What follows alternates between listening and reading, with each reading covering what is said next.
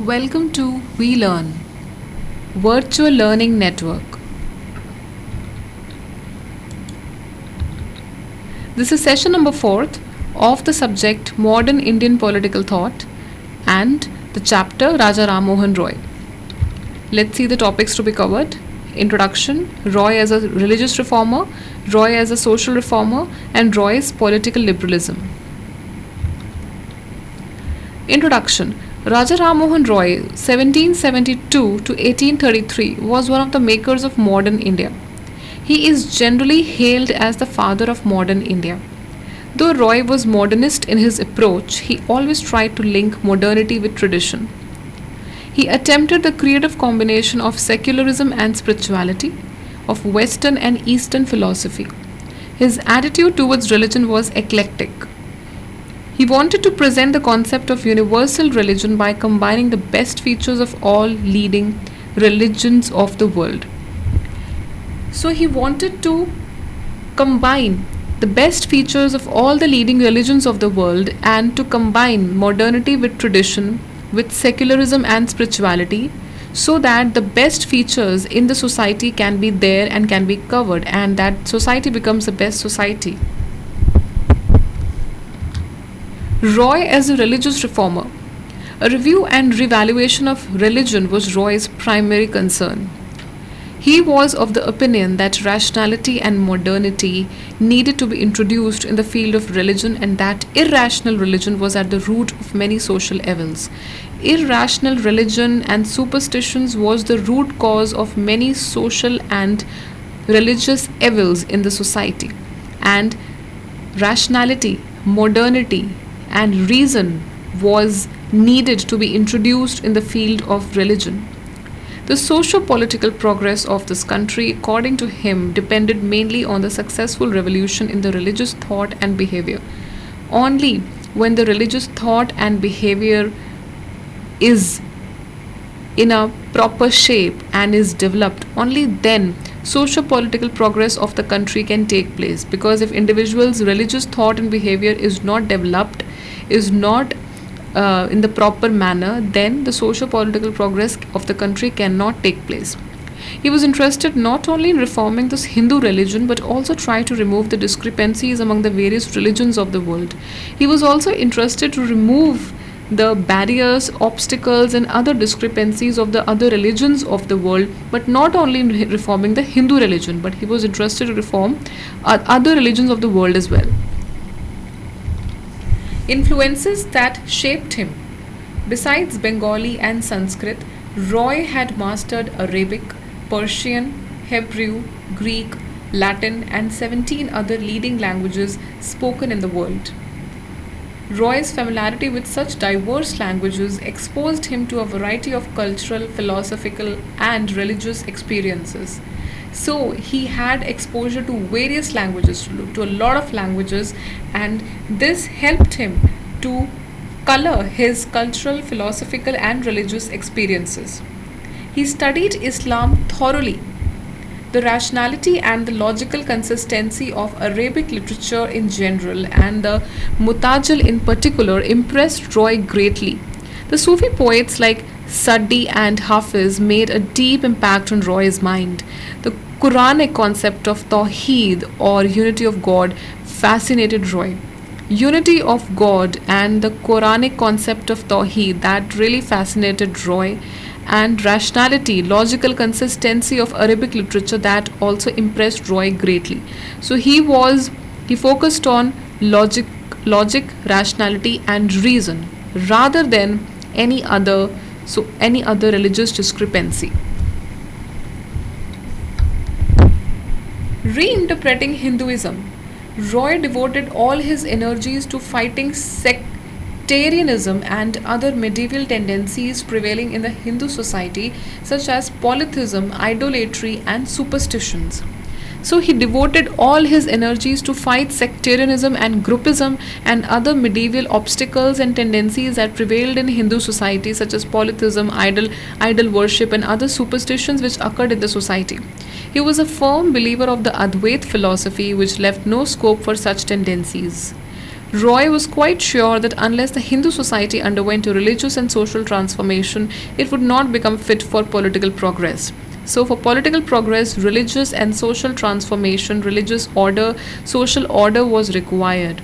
And Advait philosophy, which focused on the union with the God, but not on idolatry practices or the superstitions.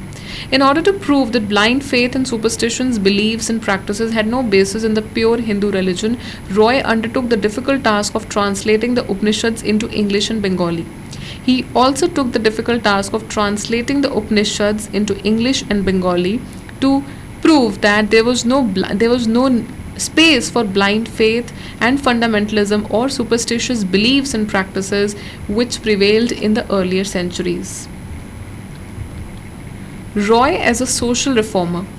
Next to religious backwardness, according to Roy, the factor responsible for the political deterioration of India was her social decadence. Religious backwardness was there, and but also social backwardness also was there. Religious superstitions and practices and social practices like sati, child marriage, and other practices and other evil practices which prevailed was a handicap for the progress of Indian society.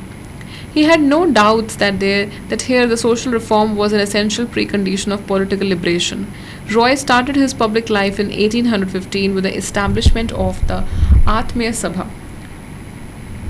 Roy believed in the progressive role of the British rule in India and sought government held in the matter of social reforms, especially in the form of socially progressive legislations. So he focused on socially progressive legislations and policy making, and he also praised the British rule for bringing in progressive changes and for bringing in new ideas and ideologies and for removing the old evil practices which were responsible for the decay of the religious caste system in India. And it's also sought government held in the matter for social reforms. It also sought the intervention of government for bringing social reforms. Roy is a social reformer on caste system. Raja Ram Mohan Roy's strongest objection to the caste system was on the grounds that it fragmented society into many divisions and subdivisions. On the basis of the caste it segregated society into many divisions, subdivisions, groups, and subgroups, which created a lot of discrimination in the society. Caste divisions destroyed social homogeneity and unity and the integrated texture of society and weakened it politically. When caste system divided people, it destroyed social homogeneity, it destroyed social unity and that whole texture of society and weakened it politically as well. So not only socially it was weakened, but politically also it was weakened to a great extent. Caste divisions deprived the people completely of political feeling, that is, a feeling of commonality, of solidarity. When caste divisions took place, it also deprived the people of having a proper political feeling, of a feeling of unity, of a feeling of solidarity, brotherhood, commonality. So divisions created people being deprived of this feeling, and also fragmentation, also subdivision, segregation, divisions created all the rifts also in the society and all the conflicts. People so divided became incapable of undertaking any great task. When the people were divided on the basis of responsibilities, on the basis of different work, they also did their own task and nobody helped any of the other, and also they became incapable of undertaking any other big task. Roy as a social reformer. On women's rights, Raja Ram Mohan Roy was a champion of women's rights in India. He laid the foundations of the women's liberation movement in the country. He revolted against the subjection of women and pleaded for the restoration of their rights. The condition of the Hindu women in those days was very pitiable. They were subjected to different kinds of injustices and deprivations. According to Roy, the root cause of the all round deterioration of Hindu women was the complete denial of their property rights. So they were not given property rights, they were not given education, they were not given employment. So that is the reason that women were subjected to different kinds of deprivations and injustices. And Raja Ram Mohan Roy focused his movement on giving women rights and also on women's liberation movement, and which focused on women's rights, uplifting them and making them independent, educated, and giving them property rights as well, and restoration for their rights which were not given to them, and removing injustices and deprivations which they were subjected to, and also giving them freedom and giving them their well deserved rights. This Raja Ram Mohan Roy focused on giving them education. He was a champion of women's upliftment and women's rights in India. On Sati, perhaps the greatest social reform with which Roy's name will be permanently associated is the abolition of the cruel practice of sati. Roy used all the means at his disposal to stop this inhuman practice, which forced the helpless widow to burn herself alive on the funeral pyre of her husband. In 1818, Roy wrote his first essay on sati, in which he argued that the woman had an existence independent of her husband, and hence she had no reason to end her life on the demise of her husband. So he gave a reason that woman had an existence independent of her husband, and when her husband's demise took place, it basically she had no reason to end her life. So Raja Ram Mohan Roy abolished the cruel practice of sati which existed at that time, and for which women were subjected to many deprivations and cruel practice. So he abolished the cruel practice of sati with lawmaking and with his efforts as well as with the movements which he carried out. Roy's political liberalism. Roy can be described as the earliest advocate of liberalism and the precursor of the liberal movement in India. Liberalism had emerged as the most valuable product of Renaissance and Reformation in Europe. So, liberalism occurred due to Renaissance, due to social changes, new order, new philosophies, new ideologies, and Reformation in Europe. He was the advocate of liberalism. He was an advocate of liberalism, and he said that liberalism should focus on giving freedom, giving liberty to the people, and also to the women. And he also said that man was free and woman should be given freedom and her own rights. It captured some of the best brains in the 19th century Europe and America. It became the dominant ideology of the first phase of religious and social reform in India. Liberalism, in brief, stands for the value and dignity of the individual personality, the central position of man in the historical development, and the faith that people are the ultimate source of all power. People have the power, man has the power. Value and dignity of the individual's personality should be there. The central position of man in the historical development is there. Man is the end. Man is not the means, he is the end, and his value and dignity should be valued of the individual personality. So, liberalism focused on giving freedom, giving value, and giving dignity to the individual and making the individual free, creative, and happy. And man was the ultimate source of all power and authority as well.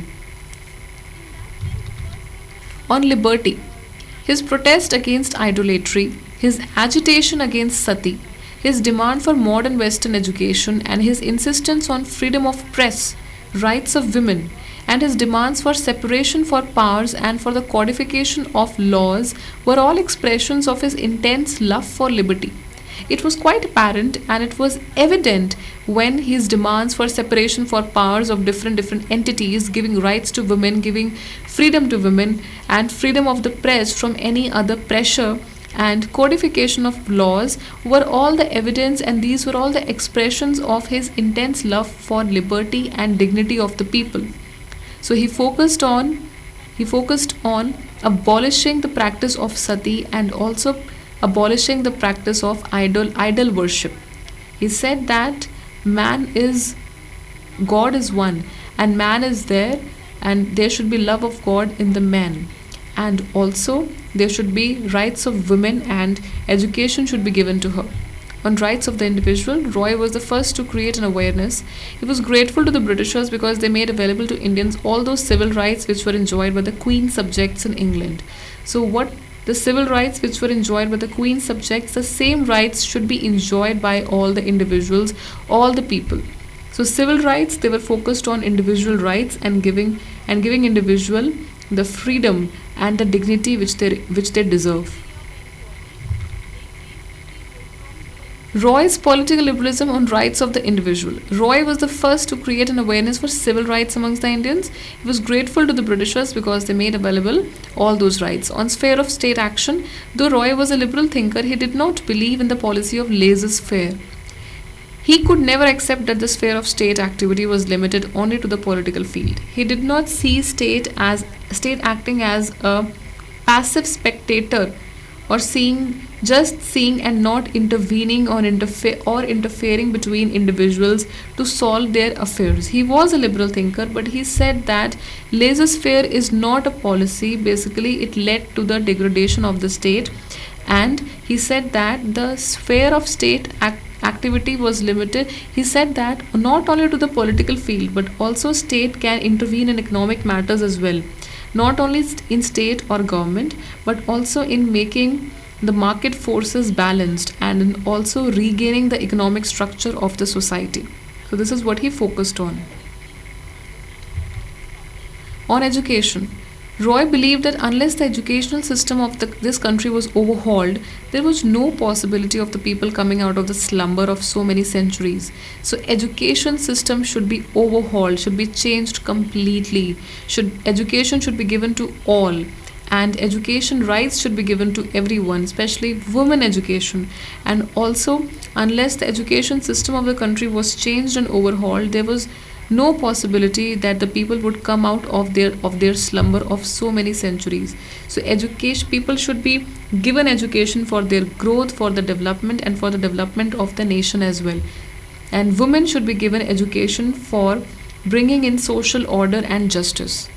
On international coexistence, thoughts of Ram Mohan Roy on this subject are the expressions of his future-oriented imagination and insight. He has portrayed a beautiful picture of international coexistence. International coexistence where there would be mutual brotherhood, where there would be existence of all the groups, existence of all the people together, where the people would coexist. They would love, respect each other, and they would value and they would give dignity to each other, where all the people existed peacefully and also at peace, and there would be international coexistence. This is what he focused on. So this was all about Raja Ram Mohan Roy, his rights. When he took out movements for women rights, for women movements, and also to abolish the evil practices and other superstitions, and to abolish the practice of sati, giving man the freedom and also bringing in more rights for the people. That's all we have for you in this session. These are some of the questions. You have to do it yourself. Question number 1. What were the major concerns of the Atmiya Sabha launched by Raja Ram Mohan Roy in 1815? Question number 2. How did Roy apply the principles of liberalism to all walks of life? Thank you. Happy learning. We learning.